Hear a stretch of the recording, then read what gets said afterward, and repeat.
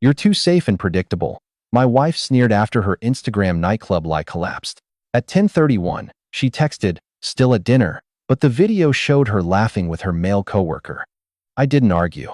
I printed the $85 receipt and walked away. Until one sentence at a wedding made her stop begging. My name is Ryan. I'm 33. I work as a financial analyst at a mid-sized firm, nothing glamorous.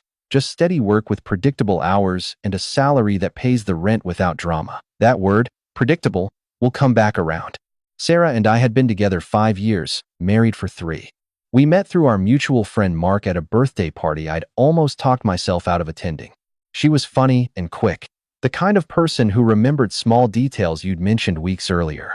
We moved in together after 8 months.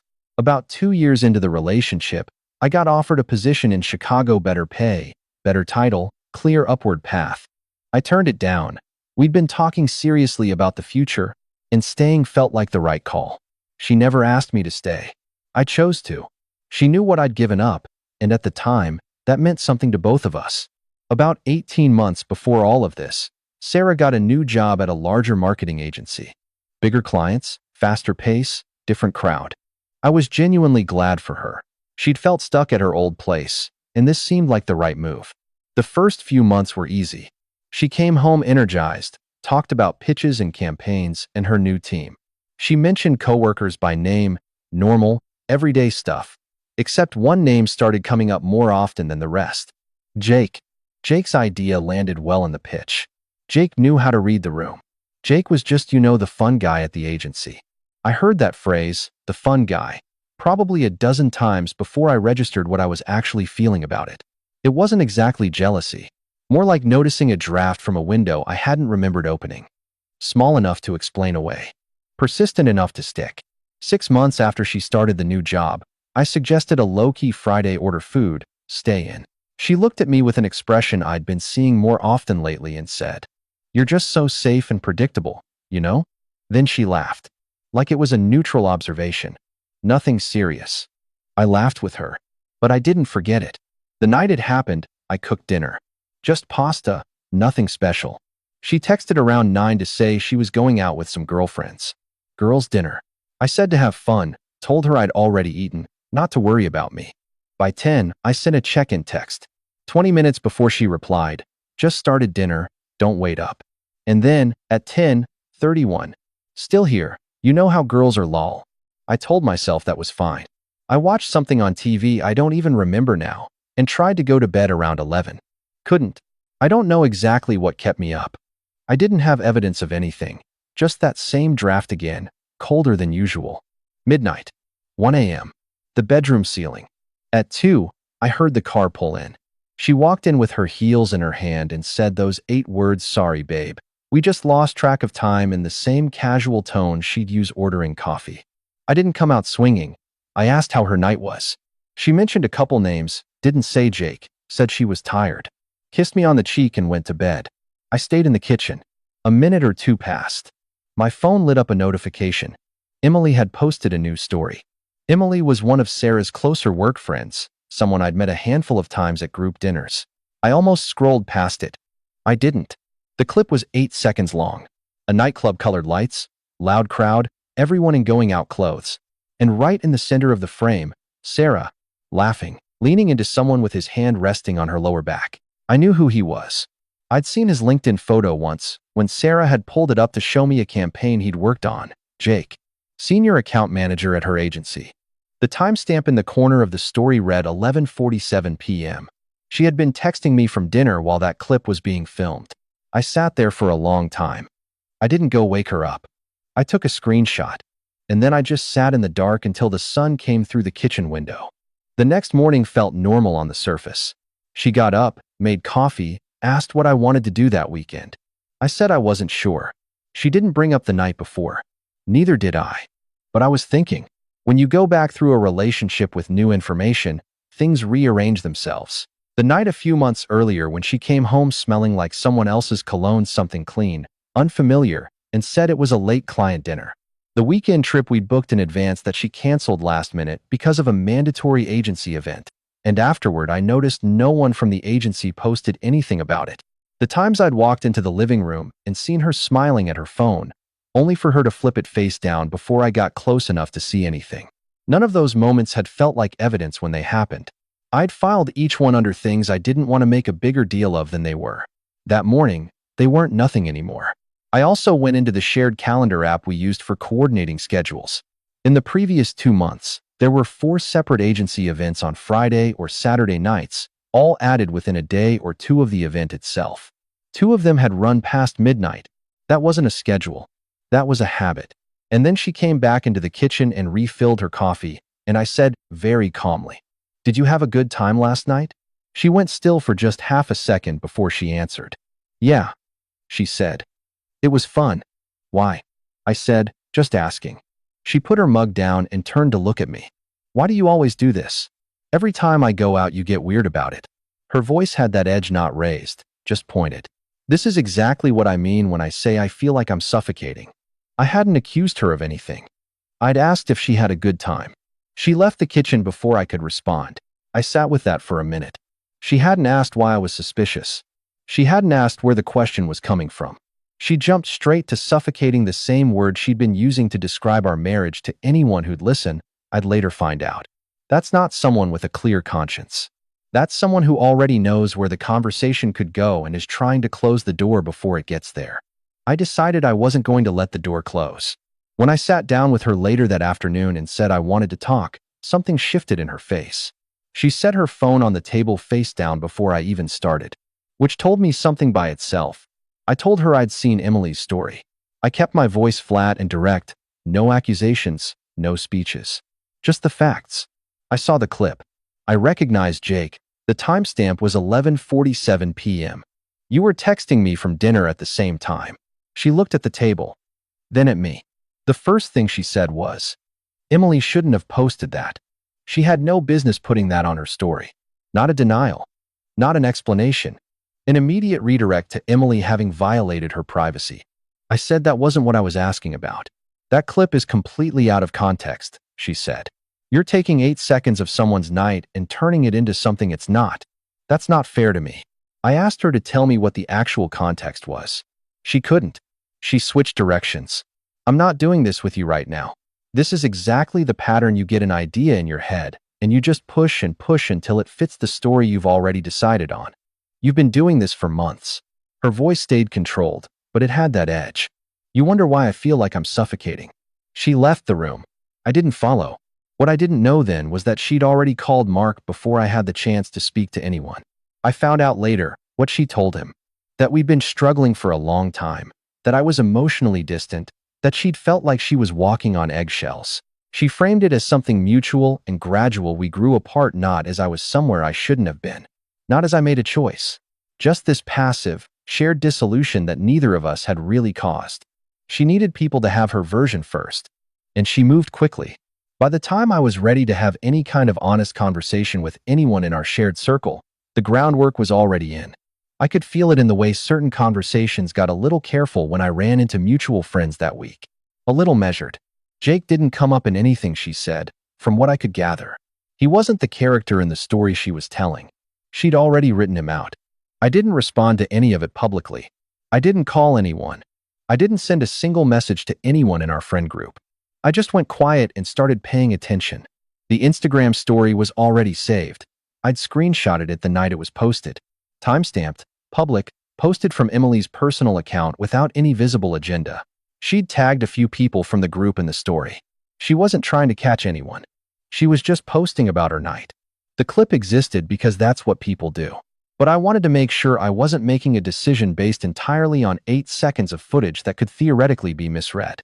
So I went back through our joint bank statements. We'd had a shared account for household expenses since we got married: utilities, groceries, joint subscriptions. I'd never paid close attention to the smaller individual charges. I started going through the last 2 months line by line. There it was. A charge to a place called Eclipse, $85, on a Saturday night about 3 weeks before the girls' dinner. A nightclub I recognized from a tagged photo on Sarah's Instagram from around that same time, from a night she'd told me was a coworker's birthday. I hadn't asked follow-up questions then. I also found a text from that same period, casual and light. "Thanks for covering tonight, babe. I'd read it at the time as a throwaway, the kind of thing couples say. I hadn't thought anything of it. That charge and that text were from a night I'd thought was accounted for. I had the story from the most recent night. I had a bank record from a separate night. And I had the pattern in the calendar. 3 separate data points, none of them planted, none of them dug up through anything invasive, all of it from places I'd had normal, legitimate access to all along. Still, I wanted to close the loop cleanly. I called Emily. I want to be clear about why. I wasn't calling to recruit her into anything, and I wasn't trying to cause problems between her and Sarah. I called her because I needed to know if what I thought I was seeing was actually what it was. I kept it short. I told her I wasn't angry about the story. I knew she hadn't posted it with any intent, and I just needed to know whether Sarah had actually been at the club that night or if the timestamp was some technical thing I was misreading. There was a pause. A long one. Then Emily said, "Ryan, I'm so sorry." Yes. She was there. She said she hadn't known. That from her end, it had looked like a normal night out with the work group, and she hadn't been aware of everything that was happening. I thanked her. I got off the phone.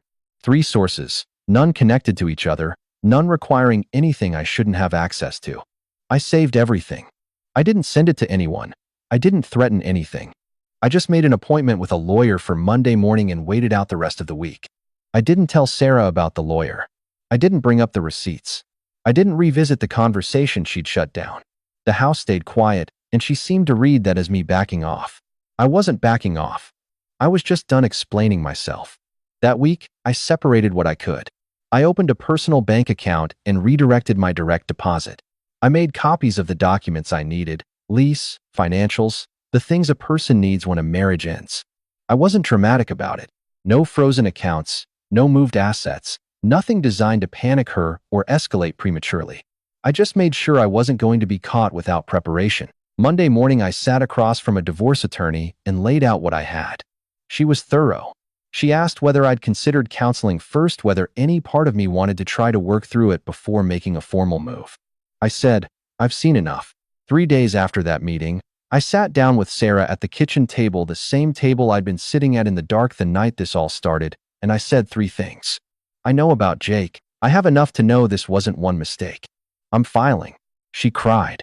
She said Jake was nothing, that she'd been stupid, that she wanted to fix things, that she knew she'd hurt me, and she was sorry.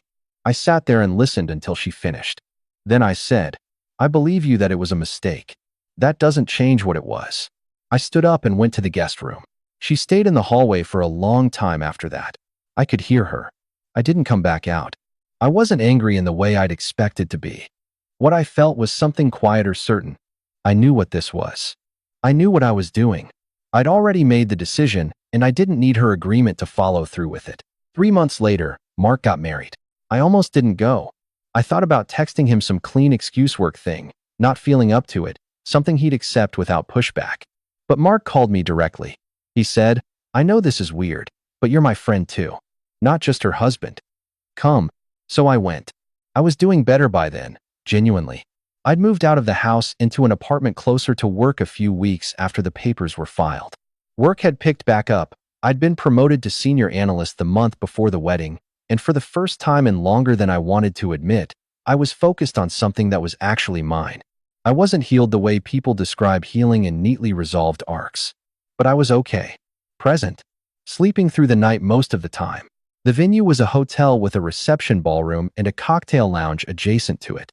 I came with a small group, a few coworkers of mine whom Mark had also invited through separate channels. One of them was Lena. She and Mark had crossed paths professionally at some point, and she'd been added to the guest list independently of me. We'd been in each other's orbit for a couple of months by then, building something slowly, without pressure or definition. That night, she was just a person I was glad to be standing next to. I spotted Sarah during cocktail hour from across the room.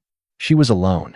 Not obviously waiting for someone, just alone, in the way that's hard to look casual about when you're at a wedding. Jake was not there. He wouldn't have been. He wasn't Mark's friend.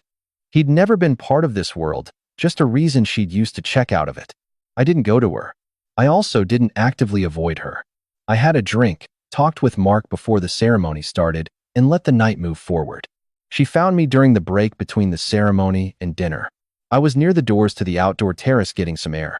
She came up quietly and said, "Can we talk?" Just for a minute. We walked out. A small patio, string lights, a few potted plants along the railing. Nobody else out there. She talked. She said she'd made a terrible mistake. She said Jake had turned out not to be who she'd thought he was, that things between them had fallen apart almost right away once everything with us became real. She said she'd spent a lot of time thinking, and what she kept coming back to was what she'd had.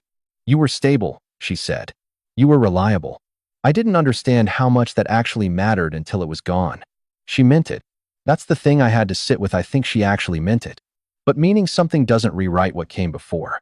Regret and accountability aren't the same thing, and I'd spent 3 years being the person who absorbed everything so she didn't have to. I wasn't going to start again. I looked at her for a moment. Then I said, "You used to say safe and predictable, like it was an insult. I called it a marriage." She didn't have anything to come back with. I kept my voice low and even. "I genuinely hope you figure out what you want. I mean that. But I'm not going to be the answer to that anymore." I turned around and went back inside. Lena was standing near the doors to the reception hall. She looked at my face and raised her eyebrows just slightly, the universal "You, okay?" Without words. I nodded. We went in for dinner. I found out afterward from Mark that a few of the guests near the terrace doors had caught some of the exchange, not the whole thing, just pieces. He said no one brought it up during the evening. But at some point during dinner, a couple of the people who'd received Sarah's version of events over the past few months that we grew apart, he was unavailable version, quietly checked in on me rather than on her. Nothing dramatic, just a recalibration. Mark texted me the following week. "She called me that night and asked me to talk to you about reconsidering. I told her that had to come from you, not from me putting in a word. I'm glad you're okay, man." Sarah sat alone for most of dinner. I don't know when she left. I stopped keeping track at some point, which was itself a kind of answer. Jake was gone within 2 months of me filing. That part I could have predicted. He'd entered something that was already burning, and once the situation became real, lawyers, logistics, someone's actual life coming apart, being the fun guy lost its appeal fast. He stayed at the agency. Sarah didn't. She tried first to transfer to a different team internally. That didn't work out. I don't know the specifics, and honestly, it's not my business. What I know is that she left the agency a few months after I filed. The job that had been the center of everything, the career that had introduced her to Jake, the world where I was safe and predictable, and someone else was exciting, she walked away from it. She moved back in with her parents. The apartment we'd shared went back to the landlord when the lease ended. The version of her life she'd been quietly building on the side, the one that required someone else's hand on her lower back in a nightclub while she texted her husband from dinner, it turned out to need a lot of external support to stay upright.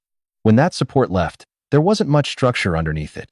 The story she'd tried to tell, the one where we had simply grown apart, where I'd been emotionally unavailable, where what happened was a mutual slow fade, that story didn't survive the following year. Not because I ever challenged it directly. I didn't. I just went about my life, and the actual shape of what had happened became visible to the people who mattered without me having to narrate it. Mark knew. Emily knew. A few mutual friends quietly recalibrated. I could tell. I didn't chase any of it. I didn't need the record corrected. I just needed it to not follow me. It didn't.